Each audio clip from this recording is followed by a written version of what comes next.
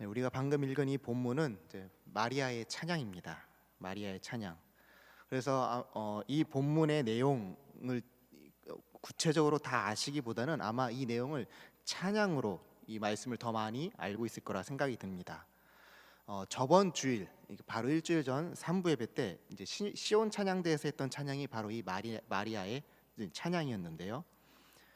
이 본문을 묵상도 하고 또 여러 가지 이제 신학 서적들도 보았지만 찬양으로 듣는 것만큼 제가 그 은혜를 잘 풀어내지 못해서 참 힘이 들었습니다. 제가 준비한 설교보다 찬양으로 전해지는 그 전율이 더 크게 저를 계속 울렸기 때문입니다. 그래서 오늘 설교에 은혜가 잘 안 되시고 충족이 안 되시는 분들은 이 마리아의 찬양, 이제 원제는 주의 은혜라라는 곡인데요. 그걸 꼭 들어보시길 축원드립니다. 나의 영혼이 주를 찬양합니다. 내 영혼이 주를 찬양합니다. 여러분들은 이런 고백으로 찬양을 해보신 적이 있으십니까? 온 마음과 정성을 다해 찬양하여 하나님을 높여보신 적이 있으십니까? 내 영혼이 주를 찬양한다는 것은 현실적인 이유 때문이 아닌 존재론적인 이유 때문임을 오늘 본문은 우리에게 말씀해 주고 있습니다. 무슨 얘기냐? 우리의 영혼은 언제나 공허한 상태로 살고 있습니다. 이 공허함은 죄로 인해 생긴 메울 수 없는 구멍을 의미합니다. 그래서 인간은 언제나 목마릅니다. 언제나 공허합니다. 이 나라는 주체가 존재는 하지만 이 존재를 유지할 수 있는 힘이 내 안에 없기 때문에 늘 공허합니다. 이것을 소외라고도 표현합니다. 소외, 존재의 소외. 존재하지만 소외된 상태를 의미하는 것이죠. 이 소외된 존재는 그 어떤 것으로도 자신의 공허함을 채울 수 없기에 본질적으로 불안을 안고 살아갑니다. 우리가 살아가면서 시시때때로 불안한 것이 바로 그러한 이유인 것이죠. 신앙이 있는 자이든지 신앙이 없는 무신론자이든지 인간은 언제나 불안하고 자아의 이러한 공허로 인한 소외감, 채워지지 않는 이러한 욕구불만은 우리의 영혼을 늘 가라게 합니다. 이러한 불안, 공허함은 육체적인 한계로 인해 더욱 극명하게 다가옵니다. 이 존재라는 것을 정의하기가 매우 어렵지만 간단히 얘기하면 이렇게 얘기할 수 있습니다. 존재, 즉 존재한다는 것은 자아가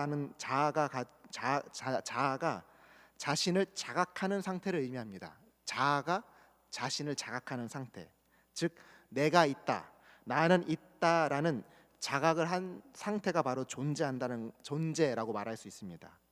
그런데 이러한 존재도 곧 어떻게 됩니까? 사라집니다. 왜냐하면 영원이란 시간 속에서 우리의 생명은 유한하기 때문입니다. 이러한 인간의 존재에 소외된 이 불안의 상태, 존재하지만 비존재들로 인해 생겨난 이러한 불안은 크게 세 가지로 우리의 삶의 현상으로 나타납니다. 첫째는 운명과 죽음에 관한 불안이 우리의 삶을 끊임없이 괴롭힙니다. 둘째는 공허와 무의미에 대한 불안으로 우리의 삶이 늘 힘이 듭니다. 세 번째는 죄책감과 정죄에 대한 불안감이 늘 우리를 괴롭힙니다. 오늘 말씀은 바로 이 세 가지 불안 요소, 운명과 죽음에 관한 불안, 공허와 무의미에 관한 불안, 죄책감과 정죄에 대한 불안으로 함께 나누고자 합니다. 이러한 불안들은 뚜렷한 대상이 없다는 것이 특징입니다. 뚜렷한 대상. 가령 운명과 죽음에 관한 불안을 이야기하면 죽음이라는 것은 우리가 상대할 수 있는 어떤 대상, 존재가 아닙니다. 죽음은 그저 우리의 운명일 뿐입니다. 이 죽음이라는 존재는 존재하지 않는 것입니다. 즉 죽음이 스스로를 나는 존재한다고 자각하지 않는 비존재라는 것이죠. 이 죽음은 존재하지 않는데 이 존재하지 않는 이 비존재가 존재하는 나를 상실시키는 힘이 있습니다. 즉 비존재의 힘이 오히려 존재하는 나를 지워버리는 것이죠. 비존재라는 것을 명확하게 하기 위해서 우리 말씀 한 구절 한번 찾아보도록 하겠습니다. 로마서 8장 38절 39절 말씀을 볼 건데요. 우리 같이 한번 읽어볼까요? 시작. 내가 확신하노니 사망이나 생명이나 천사들이나 권세자들이나 현재리나 장래리나 능력이나 높음이나 깊음이나 다른 어떤 피조물이라도 우리를 우리 주 예수 그리스도 안에 있는 하나님의 사랑에서 끊을 수 없으리라. 아멘. 다시 말해서 하나님 외에는 모든 것들이 다 비존재라는 것입니다. 자, 두 번째 우리를 불안하게 하는 요소, 바로 삶의 무의미입니다. 공허함입니다. 이러한 비존재적인 것들로 인해서 존재의 의미가 없어진다는 것을 의미합니다. 굳이 죽음을 생각하지 않더라도 나라는 존재가 이 비존재적인 세상 안에서 어떤 위치에 있는지 생각해 보면은 쉽게 그 답을 찾을 수 있습니다. 나라는 존재가 세상에 있으나 없으나 세상은 세상의 방식대로 여전히 움직여질 것입니다. 내가 아무리 발버둥 치더라도 세상은 전혀 변하지 않을 것입니다. 이것이 우리의 삶, 내 삶의 실존을 무의미하게 만드는 것들입니다. 마지막으로 죄책감과 정죄에 대한 불안입니다. 인간은 하나님의 형상으로 지음 받았습니다. 이 말의 의미는 여러 가지가 있지만 무엇보다도 하나님의 형상으로 지음 받았다는 것은 하나님의 성품, 즉 도덕적 주체로서 본질이 그 안에 있다는 뜻입니다. 그렇기 때문에 인간은 도덕적 책임이 있습니다. 이것은 굳이 말로 하지 않아도 본능적으로 다 인지하는 부분들입니다. 인간은 도덕적으로 흠이 있다는 것을 늘 숨기고 싶어 합니다. 그래서 본능적으로 자신의 잘못을 인지하고 감추는데 매우 빠르게 발달합니다. 아이들을 키우다 보면 아이들은 가르쳐주지 않아도 가장 먼저 배우는 것이 바로 거짓말입니다. 즉 상대로 하여금 내 안에 있는 더러움을 보지 못하도록 자신을 포장하고 감추는데 늘 신경 쓰며 살아가는 우리의 불안적 요소가 존재한다는 것이죠. 이러한 모습은 스스로가 스스로를 속이는 것입니다. 즉 자신이 자신의 존재를 부정하는 모습, 스스로가 스스로의 존재를 소외시키는 불안을 야기하게 합니다. 존재하는 나, 원래의 나라는 자아가 있는데 존재하지 않는 나라는 대사를 설정해 놓습니다. 그러니까 더 완벽한 나를 설정해 놓습니다. 근데 이 완벽한 나는 설정일 뿐이지 실체가 없는 허상이죠. 하지만 이 실체 없는 허상을 나와 자꾸 비교하다 보니까 이러한 내가 되지 못하는 상실감, 그것에 의한 정죄와 죄책감이 우리의 근본적인 소외요 또 불안이라는 것입니다. 나의 부도덕함이 들킬까 봐 혹은 들켜서 적반하장으로 자신의 존재를 부정하며 위선과 거짓으로 사는 사람들, 세상 속에서 자신의 존재 가치를 비하하며 삶의 의미를 모른 채 사는 사람들, 혹은 삶의 의미를 사람들의 인기와 평판에 두는 사람들, 죽음, 즉 늙고 약해지는 자신이 싫어 외모에 모든 것을 투자하는 사람들, 혹은 죽음에 대한 무감각으로 방탕과 방종을 한 번뿐인 인생이라는 명분 안에 즐기는 사람들, 바로 이러한 사람들이 오늘 우리가 살아가고 있는 현실의 모습들이라는 것입니다. 이렇듯 인간은 존재론적인 불안을 해결할 수 없기에 억지로 이러한 문제를 회피하거나 다른 것으로 위안을 삼으려고 합니다.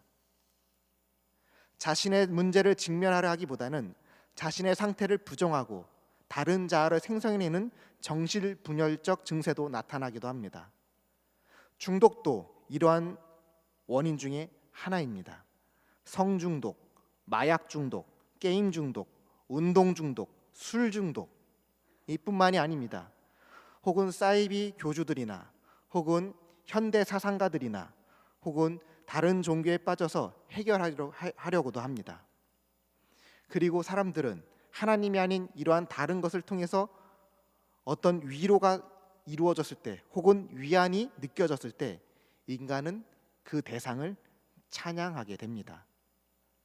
돈으로 만족을 느껴본 사람들은 돈을 찬양합니다. 마찬가지로 마약, 스포츠, 섹스, 게임도 마찬가지죠. 자신의 경험에 비추어 한순간일지라도 순간의 만족, 위안이 되었을 때 그것을 인간은 찬양합니다.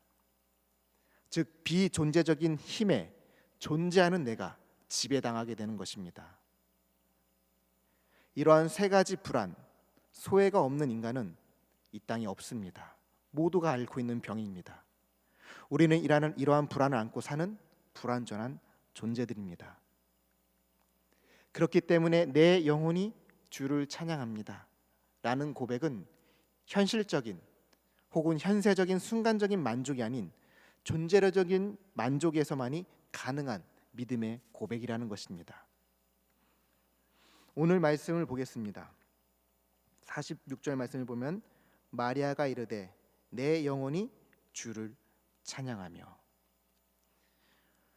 마리아는 어떻게 이런 찬양을 부를 수 있었던 것일까요? 46절부터 55절까지의 말씀 내용을 보면은, 이 찬양의 가사를 보면은 이것은 쉽게 해석할 수 있는 의미들이 아닙니다. 대부분의 학자들은 이것이 마리아의 노래이다라는 것에 부정적입니다.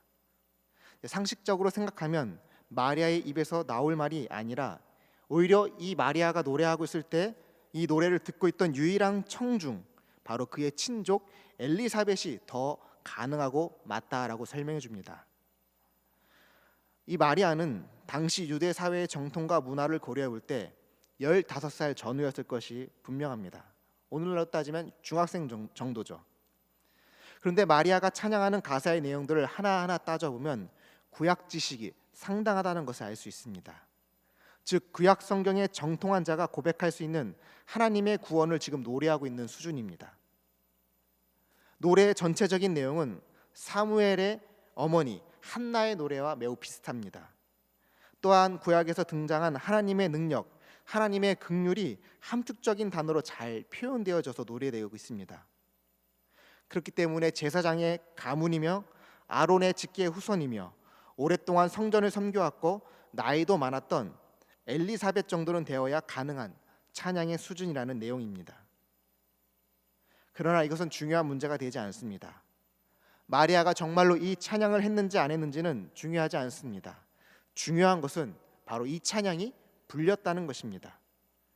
초기 교회 공동체에서 신앙을 고백하는 찬양으로 바로 이 가사가 고백되어졌다는 것입니다. 더 쉽게 말해서 주님을 만난 자들, 주님을 믿는 자들의 입에서 이러한 찬양의 고백이 터져 나왔다는 사실입니다. 이 사실이 중요합니다.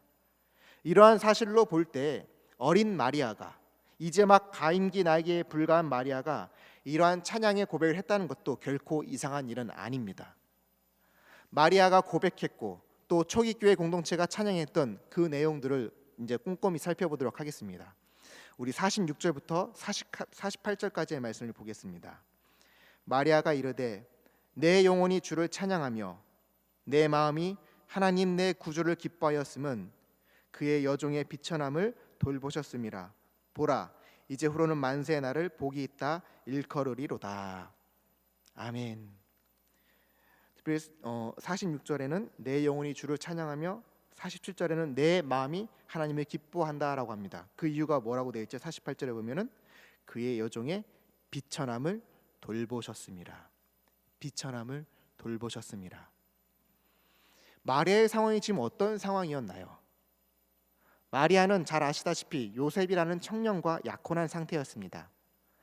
정식으로 부부가 되기 위한 순결의 기간을 보내는 중으로서 마리아는 절대로 이 순결의 기간에 임신을 하면 안 되는 상황입니다. 다른 일들, 좀 다른 안 좋은 일들은 혹여나 일어나더라도 그래, 그럴 수 있어, 그래 이해할 수 있어 정도로 넘어갈 수 있겠지만 한 가지만큼은, 절대로 이 한 가지만큼은 이해할 수 없고 용납할 수 없는 일이 있습니다. 바로 그것은 임신하는 것이었습니다. 유대 율법상 혼인하기도 전에 임신하면 마을 사람들이 돌로 쳐서 죽여도 아무런 죄책감도 아무런 죄식도 가지지 않아도 되는 때였습니다. 마리아의 이 입장에서, 이 처녀의 입장에서 결코 이 임신하는 일만큼 일어나지 말아야 했습니다. 여정을 돌아보셨다면 결코 이 일만큼은 일어나서는 안 되는 일이었습니다. 개인적인 상황을 넘어 역사와 현실 속에서 이 사건을 한번 다시 조명해 보겠습니다. 당시의 구원자는 아우구스투스 황제였습니다. 또한 그 당대의 가장 강력한 신도 역시 아우구스투스 황제였습니다. 예수님을 구원자로, 예수님을 참신으로 하나님으로 고백하고 믿는다는 것은 2000년 전 로마인들에게는, 헬라인들에게는 결코 용납할 수 없는 일이었으며, 초기 공동체의 상황은 더더욱 예수님을 믿는다는 것은 곧 공개 처형당하는 일이었으며, 황제의 승인하에서 또 유대 지도자들의 승인하에서 죽임당하여 해도 아무런 죄책감이나 죄의식을 가지지 않아도 되는 때였습니다. 이러한 죽음, 존재하는 나에게 있어서 가장 큰 불안을 주는 소외입니다. 죽음만큼 인간의 존재를 비참하게 만드는 것도 없습니다. 그런데 오히려 마리아는 이 죽음을 뛰어넘는 고백을 지금 하고 있습니다. 그의 비천함, 그의 죽음은 더 이상 하나님의 돌보심 안에서 문제가 되지 않는다라고 고백하고 있습니다. 이것은 비단 마리아의 고백뿐 아니라 초대교회의 믿음의 고백이기도 했습니다. 죽음이 그들의 문제가 되지 않았다는 것을 의미합니다. 둘째로 마리아는 자신의 삶에서 어떤 의미를 찾았던 소녀였을까요? 15살 남짓된 이 청소년기의 소녀가 어떤 삶의 의미를 가지고 살고 있었을까요? 마리아는 시골의 그저 무명의 소녀였을 뿐입니다. 이 소녀는 특출난 것이 없습니다. 보잘것 없었고요, 가난하여서 나사렛 출신의 목수와 결혼해야 할 소녀였을 뿐입니다. 이 소녀는 세상을 어떤 관점으로 바라보고 생각했을까요? 꿈 많았을 나이, 떨어지는 잎사귀만 봐도 까르르하며 웃음이 많았을 그 나이. 그러나 이 소녀는 과연 세상에서 자신에게 어떤 의미를 부여하고 있었을까요?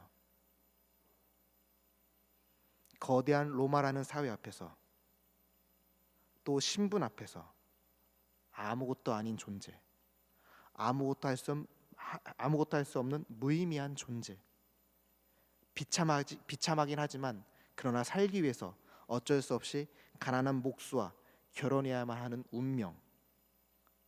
하나님이 아닌 로마의 황제가 세상을 통일하고 세상의 신이 되어버린 상황에서 과연 하나님은 존재하는가라는 희망 없는 상실과 포기, 무력감에 휩싸여 있는 민족의 상태, 더 나아가 하나님의 계시도 없었고 말씀도 없었고 하나님을 전심으로 영혼을 울리는 찬양이 없었던 시대에 살던 이 소녀.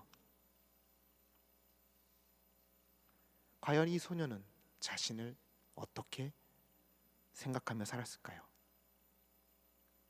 본문에 쓰인 이 비천하다라는 표현은요, 비천함, 또 낮아짐, 혹은 비하, 굴욕, 사회적으로 영향력이 없는 또는 중요하지 않은 이러한 의미가 담겨져 있습니다. 즉 존재론적으로 아무런 가치가 없는 상태가 바로 이 비천함이라는 뜻입니다. 존재론적으로 아무런 가치가 없는 상태. 그러나 마리아는 그러한 자신의 처지를 한탄하지 않고 오히려 이것을 뛰어넘어 자신을 돌보시는 지금 하나님을 찬양하고 있습니다. 마찬가지로 초기교회도 이 고백을 함께 올려드렸던 것입니다. 초기교회는 로마 시대에 아무런 영향을 미치지 못했습니다. 그저 세상으로부터 혐오의 대상이었으며 조롱의 대상이었으며 하등 쓸모없는 존재로 낙인 찍혀 많은 이들의 가십거리였고 희생양일 뿐이었습니다. 세상의 기준으로 볼 때 존재적 가치가 전혀 없는 공동체들 뿐이었습니다. 이미 세상에는 구원자가 등장했고 모든 것을 평정한 상태였습니다. 이미 새 시대가 완성되었고 완전한 평화의 기간이 도래했습니다. 바로 팍스 로마나가 완성된 것이죠. 코로나로 인해 오늘날 교회가 세상으로부터 천덕꾸러기를 넘어 존재할 가치가 없다는 목소리가 점점 커져가고 있습니다. 신천지나 이단이나 교회나 똑같이 없어져야 될 단체라고 이야기합니다. 또한 신을 믿는 것은 매우 우매한 자들이 하는 일이라고 소리쳐 외치고 있습니다. 절대적인 가치, 절대적인 진리가 아닌 상대적인 것만이 인정받는 세상이 되어버려 더는 구원자, 진리가 필요 없는 시대가 되었습니다. 이런 시대 속에서 교회는 어떤 가치가 있을까요? 나약하고 아무런 가치 없는 우리들, 이런 우리들을 주님은 지금 돌보고 계심을 여러분 믿으십니까? 내가 잘났다고 해서, 내가 잘한다고 해서, 내가 잘 믿는다고 해서 더는 세상이 좋아질 것 같지 않아 답답하고, 때론 나의 존재의 의미가 무색할 정도로 무력감을 느낄 때가 참으로 많으실 것입니다. 그리스도인으로 산다는 것이 때론 비참하게 느껴지실 때도 있으실 것입니다. 그러나 주님은 우리를 돌보고 계십니다. 세상으로부터 존재론적으로 소외당하는 것을 불안해하지 마시기 바랍니다. 왜냐하면 주님이 우리를 돌보고 계시기 때문입니다. 마리아와 초기 공동체는 이것을 알고 고백했던 것입니다. 세 번째, 마리아는 사생아를 낳았다는 부도덕한 엄마로서의 삶을 살아야 했습니다. 사생아를 가진 자, 정식 결혼도 있기 전 이 임신한 처녀, 혹 사람들에게 알려지더라도 소수의 사람들, 바로 가까이 있는 가족들이나 혹은 정말로 입이 무거운 친구들 정도만 알아야 합니다. 그런데 오늘 본문 바로 앞에 어떤 내용이 나오는지 한번 살펴볼까요? 앞에 이런 내용이 나옵니다. 1장 41절 42절 말씀을 볼게요. 엘리사벳이 마리아가 무난함을 들음에 아이가 복중에서 뛰노는지라. 엘리사벳이 성령의 충만함을 받아, 우리 42절 함께 큰 소리로 읽어볼까요? 함께 한 목소리 읽어볼까요? 시작. 큰 소리로 불러 이르되 여자 중에 내가 복이 있으며 내 태중의 아이도 복이 있도다. 아멘. 지금 41절 후반에 보면 엘리사벳이 어떤 상태가 됐습니까? 성령이 충만해졌다고 표현합니다. 성령이 충만했어요. 성령이 충만해서 가장 먼저 나온 행동이 무엇입니까? 42절에 보면은 큰 소리로 찬양했습니다. 큰 소리로 노래했습니다. 생각해 봅시다. 지금 이 마리아는 어떤 상태입니까? 사람들에게 알려져야 될 상태일까요? 사람들에게 숨겨야 될 상태일까요? 상식적으로 처녀가 임신했기 때문에 당연히 숨겨야 됩니다. 그런데 이 엘리사벳은 성령에 충만해서 큰 소리로, 이 큰 소리는 온 세상이 들을 수 있을 만큼 크게 외쳤다는 것입니다. 온 동네 사람들이 다 듣도록 외쳤다는 것입니다. 처녀가 임신했다는 소식을 큰 소리로 떠들어서 알게 하고 있는 것입니다. 될 수 있으면 감춰야 될 이 일을 오히려 성령의 충만함으로 모든 사람이 들을 수 있도록 했다는 것입니다. 결국 마리아의 삶이 어떻게 되었습니까? 사람들이 예수님을 이야기할 때 사생아라는 표현을 하기 위해서 이렇게 표현합니다. 마리아의 아들. 심지어 예수님도 이에 질세라 누가 내 어머니냐라고 공공연히 사람들에게 말하곤 했습니다. 또한 자신의 아버지를 요셉이라고 단 한 번도 말하지 않았습니다. 예수님은 항상 하늘에 계신 하나님이 내 아버지라고 말씀했습니다. 이런 것을 통해서 사람들은 어떻게 생각했을까요? 아, 마리아가 결혼하기 전에 예수를 낳고 이것을 변명하기 위해서 저런 거짓말을 했었나 보다. 예수도 그걸 믿고 살아가고 있으니 참 안타깝구나. 아마 이러지 않았을까요? 그래서 더더욱 바리새인과 유대 지도층은 이 근본 없는 예수님 때문에 더더욱 화가 나지 않았을까요? 아니, 더욱 화가 나고 더욱 분통이 터졌던 것은 출생 자체가 의심스럽고 부도덕한 자가 오히려 강화된 율법을 이야기하고 더 고상하게 설교를 하고 더 깨끗하게 살고 있으니 그들의 어떤 도덕적 정죄감이 더욱 예수님을 정죄함으로 몰아가지는 않았을까요? 오늘날도 마찬가지입니다. 세상은 교회가 깨끗하지 않다는 이유로 자신들의 부도덕함을 보지 않고 오히려 소수의 몇몇 교회의 일탈을 모든 교회를 향해 뒤집어 씌울 뿐 아니라 선한 이들까지도 폄훼하고 훼손하며 자신들의 도덕 불감증을 교회를 향한 정죄와 비난으로 대체하고 있는 현실. 초대교회도 살과 피를 먹는다는 성찬의 말씀을 오인하여서 인신제사를 드린다는 오명을 입고 많은 핍박을 당해야 했었습니다. 성찬의 의미와 본질을 헤아려 알기보다는 무조건적인 비난과 모욕으로 일관하는 것은 예나 지금이나 변함없는 현실입니다. 그럼에도 마리아는 찬양했습니다. 그러한 힘겨운 상황에서도 초기 교회 공동체는 하나님을 기뻐했습니다. 왜냐하면 주님이 돌보신다는 사실을 알았기 때문입니다. 즉 비존재론적인 힘에 의해 불완전한 존재가 사라진다는 소외감이 그들의 믿음을 꺾지 못했던 것입니다. 우리의 존재가 불완전한 것은 유한하기 때문입니다. 그러나 우리 주님은 완전한 존재이십니다. 유일무이하게 완전한 존재이십니다. 그 주님이 바로 이 죽음을 이기셨습니다. 존재하는 모든 것은 결국 사라지고 없어지는 상실의 경험을 해야 하는 운명 가운데 있습니다. 그러나 주님만이 이 죽음을 이기시고 부활하셨습니다. 완전하게 존재하시는 이 주님께서 비천한 가운데 놓인 우리를 돌보시기 때문에 비존재론적인 힘에 의해 더 이상 우리는 비천할 이유가 없어진 것입니다. 여기서 우리는 한 단계 더 깊이 들어가 보아야 합니다. 설령 마리아와 같은 상황이 아닐지라도, 초기 공동체와 같은 상황이 아닐지라도 이미 우리의 존재는 불완전하여서 불안을 안고 살아가는 소외된 상태라는 것을 우리는 깨달아야 합니다.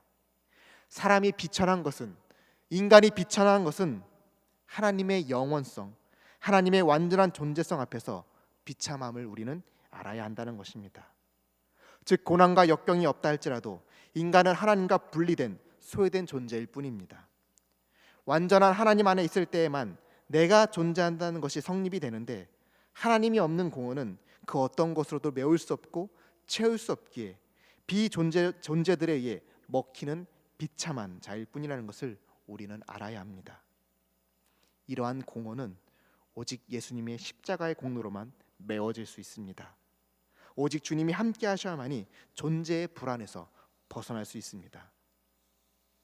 죽음이 우리를 두렵게 할지라도, 혹은 세상의 평판이 우리를 힘겹게 할지라도, 세상 속에서 그리스도인으로 살아내는 것이 너무나도 미미한 힘에 불과하고 또 내가 그리스도인으로 잘 살아내지 못하는 죄책감에 엄습해 올지라도 우리의 영혼이 찬양할 수 있는 것은 바로 주님이 우리와 함께 하시고 돌보시기 때문이라는 사실입니다.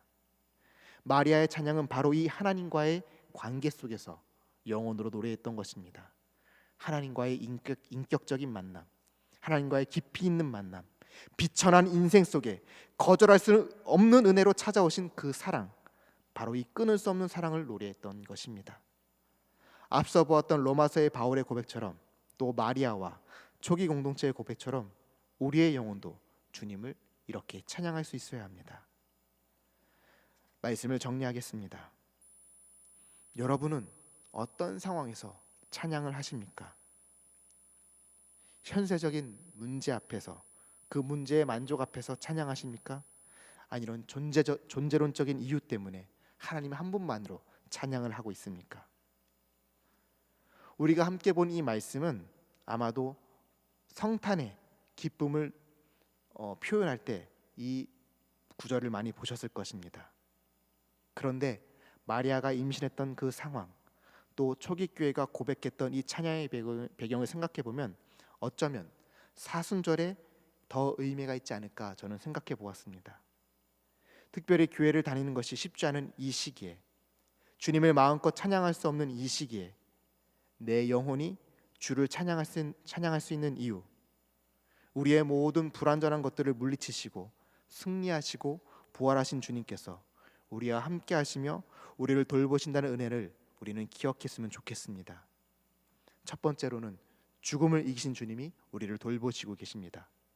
두 번째는 우리의 삶이 무의미하거나 무가치하지 않는 것은 완전하신 주님께서 불완전한 우리의 존재를 붙들고 계시기 때문입니다.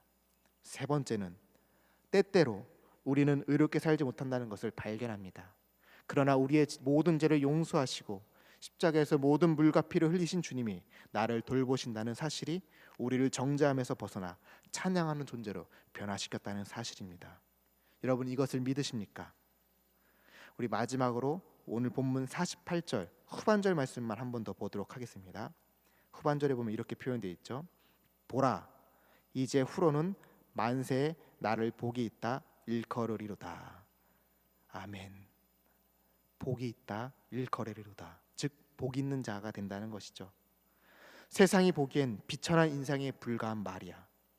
그러나 마리아는 자신이 복 있는 자라고 찬양하고 있습니다. 왜 그럴까요? 그 이유는 45절 말씀 때문입니다. 45절 말씀을 볼까요? 주께서 하신 말씀이 반드시 이루어지리라고 믿는 그 여자에게 복이 있도다. 아멘. 주께서 하신 말씀이 반드시 이루어지리라고 믿는 그 여자는 복이 있다. 주님이 하신 말씀은 반드시 이루어진다는 것입니다. 이러한 주의 말씀을 믿는 자가 복이 있습니다. 믿음 있는 자가 영혼으로 존재론적으로 주님을 찬양할 수 있다는 것입니다. 비존재론적인 힘에 굴복당하지 아니하고 말씀에 의지하여 날마다 승리하는 믿음으로 살아내며 또 비록 지금 힘겨운 시기일지라도 마리아처럼 영혼으로 기쁨으로 주를 찬양하며 살아내는 저와 여러분들이 되었으면 좋겠습니다. 힘겨운 시기 가운데 현세적인 만족 때문에 찬양하는 것이 아니라 하나님 한 분 때문에 찬양하는 우리 귀한 대구제일교회 성도님 되길 주님의 이름으로 축복합니다. 기도하겠습니다. 하나님 아버지, 우리는 비존재론적인 것들 때문에 늘 불안해할 수밖에 없는 연약한 자입니다. 불안한 존재입니다. 죽음이라는 것 때문에, 삶 속에서 무의미하다는 것 때문에, 내가 주님처럼 완전하지 못한 자이기 때문에 우리는 늘 불안하고 소외감을 느낄 수밖에 없습니다. 그럼에도 불구하고 마리아는 그 모든 것을 극복하고 영혼으로 주님을 찬양하고 있습니다. 왜냐하면 주님 한 분 때문입니다. 비천한 삶 가운데 찾아오신 주님, 불안한 존재 가운데 찾아오신 그 완전하신 주님 때문에 마리아는 온전한 고백을 하고 있던 것입니다. 하나님, 우리도 이러한 고백을 하길 간절히 소망합니다. 내 삶의 어떤 현세적인 문제 때문에 주님을 찬양하는 것이 아니라 내 삶의 문제를 뛰어넘고 완전하신 그 주님 때문에 우리의 삶이 늘 찬양이 되어질 수 있도록 주여 오늘도 우리의 중심 가운데 찾아와 주시고 만져주시고 그 주님으로 기뻐할 수 있도록 역사하여 주시옵소서. 예수님의 이름으로 기도하옵나이다. 아멘.